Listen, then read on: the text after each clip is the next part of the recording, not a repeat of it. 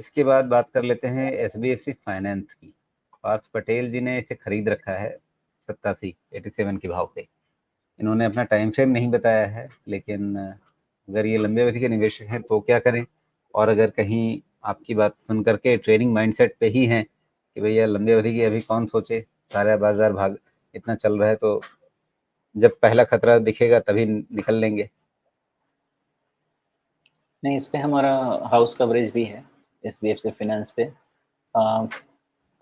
Promoter entity अच्छी है, I think x HDFC group के प्रमोटर्स हैं। ग्रोथ भी ठीक ठाक, बिजनेस ग्रोथ भी ठीक ठाक है एसबीएफसी का। लास्ट क्वार्टर भी रिजल्ट्स अच्छे ही आए हैं, अगर आप देखेंगे तो इनके रिजल्ट्स अच्छे इम्प्रूवमेंट के साथ आ रहे हैं। जून क्वार्टर में प्रॉफिट ग्रोथ बहुत ही अच्छा हुआ था, तो हर तरफ से ठीक है। फाइनेंसिंग मार्जिन भी इम्प्रूव हो ही रहा है, तो 3 टाइम्स प्राइस टू बुक पे ज़्यादा रिस्क रहेगा नहीं। मुझे ये लगता है कि यहाँ से रिस्क कम है, रिवार्ड के पोटेंशियल ज़्यादा है, लेकिन उसके लिए इंतज़ार लगेगा, काफ़ी इंतज़ार लगेगा। क्वालिटी वाइज मुझे कोई इशू नहीं लगता है, लेकिन ये एक्चुअली ट्रेडिंग स्टॉक नहीं है, ये पेशेंटली लेके रखने वाला स्टॉक है। और जैसे नंबर्स आ रहे हैं ऐसे नंबर्स आते रहेंगे तो फिर अच्छा परफॉर्मेंस कंपनी फ्यूचर में कर सकती है। तो main corporate governance, quality and financial performance, ये सब कुछ मुझे ठीक लगा था, अभी भी ठीक लगता है। ये मैटर ऑफ टाइम है, और मे बी एनबीएफसीज अगले साल ही चलें, शायद ये साल ना चले। जी, ओके। तो कुल मिलाकर के इसको लेकर के सकारात्मक धारणा है। तो ये क्या एंट्री पॉइंट के लिहाज से सही है, या अभी किसी नीचे के लेवल का आप इंतजार करेंगे? लेकिन इन्होंने तो एंट्री ले रखी है 87 पे, तो उस हिसाब से क्या कहीं पे कोई मार्कर रिस्क मैनेज करने के हिसाब से लगाना है? देखिए, इसमें कहीं पे भी रिस्क मैनेज करेंगे गलत जाएंगे, क्योंकि ट्रेडिंग का स्टॉक ही नहीं है।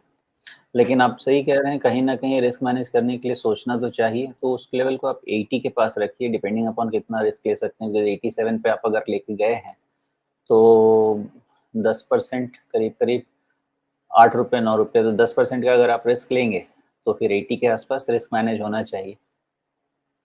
लगता देख के जी, यही है।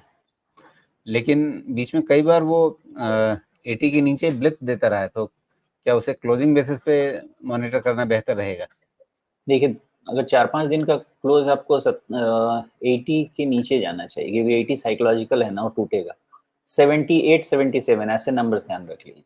तो 10 की जगह 15% का अपना रिस्क लीजिए।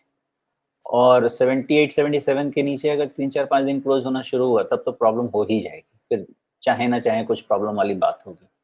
नहीं जी, तो फिर ये ऐसे ही, अभी चूँकि बहुत ज़्यादा डेटा पॉइंट नहीं है ना इसमें देखने को, इसलिए बहुत अच्छे सपोर्ट नहीं निकलेंगे। फिर लेकिन फिर भी लगता है कि 76 से 80 के रेंज में, उससे ज़्यादा डाउनसाइड नहीं होना चाहिए फिलहाल, अनलेस रिजल्ट में कोई खराबी हो, और रिजल्ट में अभी तक तो क्वार्टरली खराबी आई नहीं है। जी। और जो आपने बताया ना एक्स एचडीएफसी, तो लगता है कि वहीं से इन्होंने एच एचडीएफसी के च को हटा के स कर लिया, एस बी एफ सी जैसा कुछ राइम करने की कोशिश की है उन्होंने।